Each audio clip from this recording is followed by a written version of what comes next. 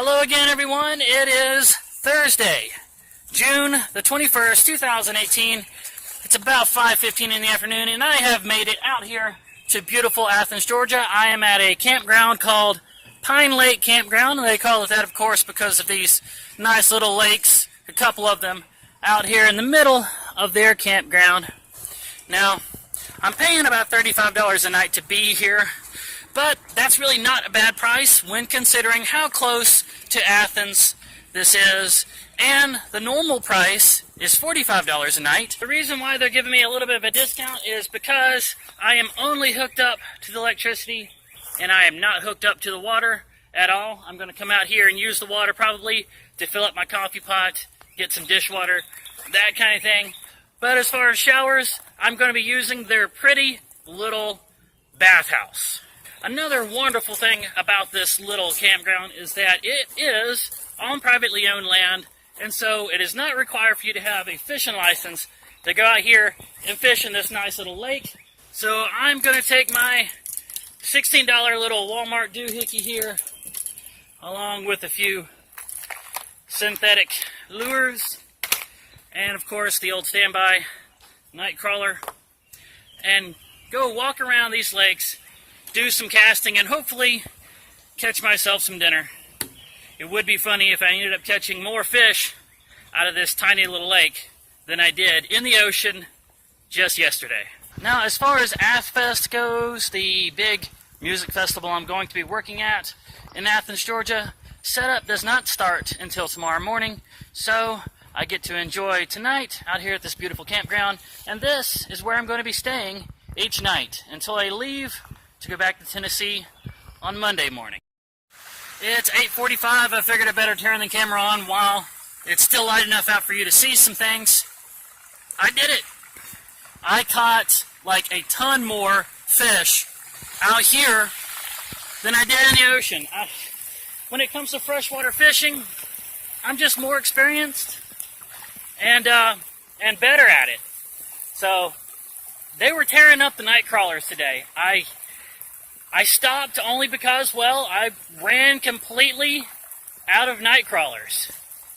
And besides, it's getting to that point where I don't want to have to clean any more than this. But we got a bunch of black crappie, a bunch of what we call perch, the ones with the yellow stomach, 3 largemouth bass, and a really, really fun time. Back inside the camper now and looking at this fine kettle of fish, I'm starting to realize I have really got my work cut out for me. But it's now time to take this knife and turn these fish into these fillets. Man, that is a lot of fish meat for just one person. And man, did that get messy. Got all of it packed into a couple of Ziploc bags. I'm going to put these in the refrigerator, and as it's midnight now, it's time for me to get some sleep for work in the morning.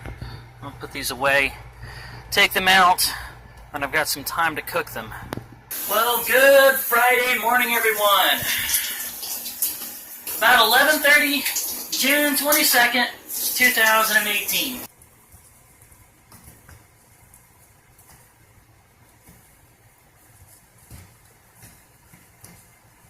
Well, we're supposed to be set up by 5. It's right at 1 o'clock, and I have found the vendor check-in.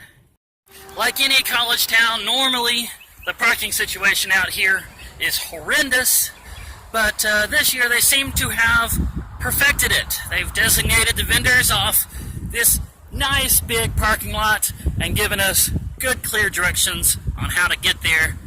So, kudos to Athfest for getting that right, getting it really right this year. Here's a look on down the line. The setup is well underway. This is me right here. The unload and parking of the truck is complete. Now it's time to start setting up.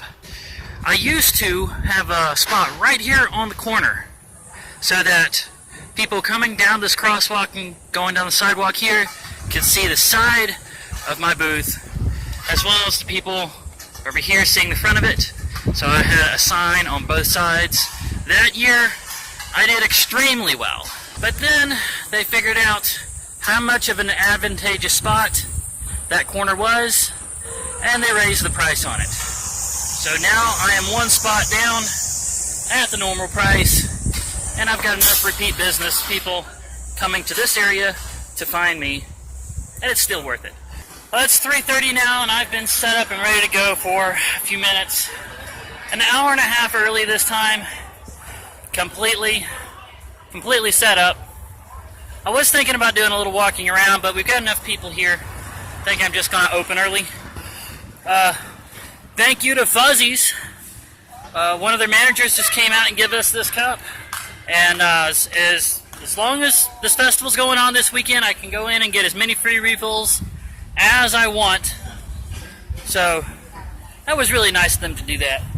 If you guys are in Athens, please come on in to Fuzzies and buy some sandwiches and enjoy their little sports bar for a little bit.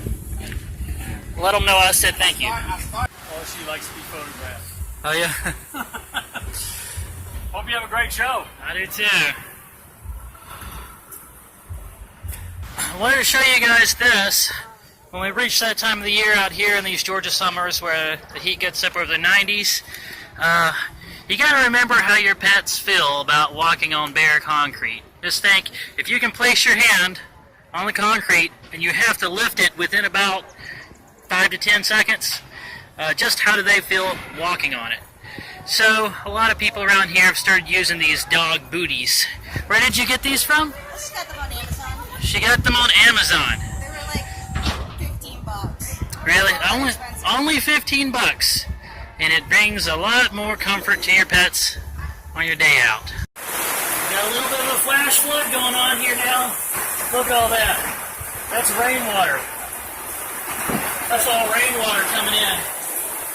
I went ahead and zipped everything up. It is just pouring through the tent here. Okay, I'm going to go ahead and attempt to pick up that power strip so I don't have a circuit breaker blow. Wish me luck. Here we go. Oh man, I'm afraid to do this. Okay. Alright, I got that out of the water. Probably need to get that plug out of the water too. Don't shock me. Okay. Okay. All the connections are up out of the water now. You know, it was kind of like this last year too. If it's going to do this though, I prefer that it do it on Friday night. Man, look at that. The cords are actually moving. The water's rushing past so hard. Wow. The life of the traveling artist for me. Yo ho, yo ho.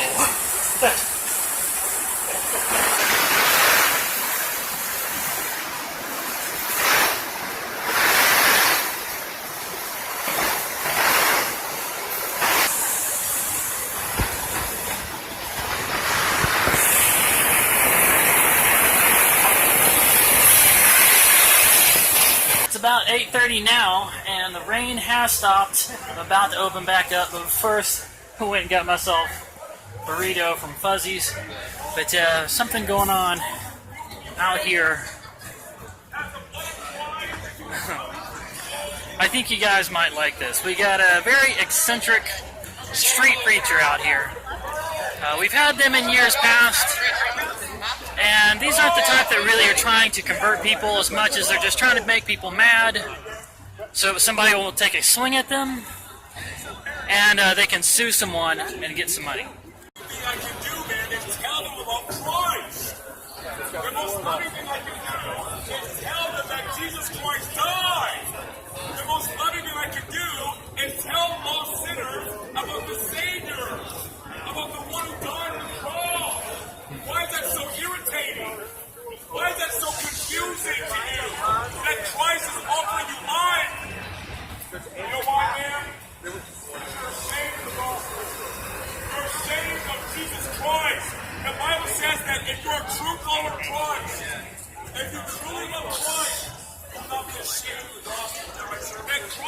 religious person myself, but this guy, it's like he's arguing with someone, or he's got that tone like he's incredibly angry and arguing with someone, but yet nobody is arguing with him.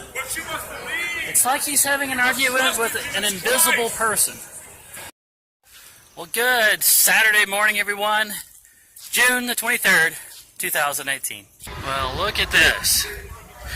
Now, don't think I'm getting here late. You can see there's some other people still closed too. I'm actually here 25 minutes early. That's nice, that's nice. Yeah. All these people are just getting here early. They're eager to start the day.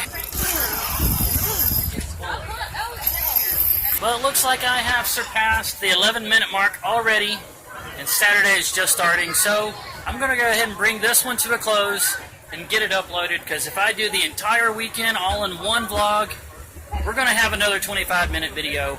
Nobody wants that. So before I go, let me address a few questions I've gotten in the comments recently. First off, it looks like I made the mistake, and I thought that Warren Davis from Willow was in Time Bandits. I made a mistake. He was not. I'm sorry, guys. I'm not infallible. Also, the cat that was at the beginning of, I think, 103, one of those, Rosie, that is my little brother's cat. I was staying with him while working at Peachtree Corners, and I wanted to see how Nestor would react to another cat being introduced into the camper, because there's a chance I might be babysitting Rosie for a few weeks while my brother moves into his new house. And also, Rosie is a pretty good-natured cat anyway. I just wanted to see how they would get along. And the last thing was, what did I use for bait when I was out deep-sea fishing? That was squid. That was cut-up squid. And that was actually working better than we were catching some grunts and cutting them up for just cut bait. And usually that works better than squid. But the squid was working good that day, so I just kept using it. So that is going to be it for this one, guys. One last thing though, guys. While I was cleaning those fish on Friday night, or Thursday night, I found something in one of the largemouth bass. I found something in their stomach that was really, really interesting. And I'm going to put it at the end of this video. It's a little gory, a little gross. So if you guys are turned off by that kind of thing, go ahead and turn this off now. But I thought this was noteworthy enough that I had to show it with a warning, but I would like to show it. So there you go. Please don't forget to hit that like button, leave comments, leave questions, leave suggestions, subscribe if you haven't already, and hit the bell icon to start receiving notifications. I love you guys, and I'll see you in the next video. Look what I found inside this fish's stomach. It's an entire rubber worm, and this is not the one that I caught it on. I actually caught it on a nightcrawler. So I don't know where it got that. Stole it from somebody or just found it laying on the bottom of the lake. This feels like a piece of another lure. And, so, yeah. This guy was scavenging around and finding old lures and eating them.